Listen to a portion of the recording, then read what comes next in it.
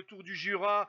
Tout d'abord, une échappée matinale s'est constituée dès les premiers kilomètres de course avec Jakob Schmidt, Tim Rex, Ott Christian Eiking et Jaakko Hänninen. Leur avance est montée jusqu'à 4 minutes 20 sur un peloton emmené par les équipes Total Energy, Groupama, Cofidis et Saint-Michel. Dans la côte de Chameau, Hänninen et Schmidt ont été distancés par les deux hommes de tête qui sont Eiking et Rex.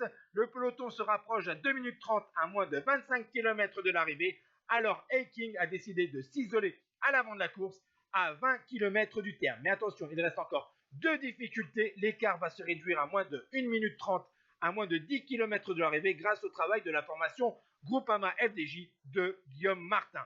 Place maintenant à la montée finale du Mont Poupée, 4 km 100 à 8,1%. Eiking a entamé cette montée finale avec 45 secondes d'avance.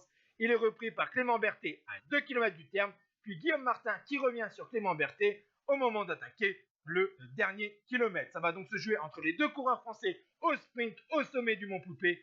Et la victoire revient au vainqueur de la classique Grand Besançon hier, Guillaume Martin, qui signe donc un deuxième succès en 2 jours devant Clément Berthet. Troisième place pour José Manuel Diaz de la Burgos BH devant Christian Rodriguez. Cinquième place pour Emmanuel Bourgman.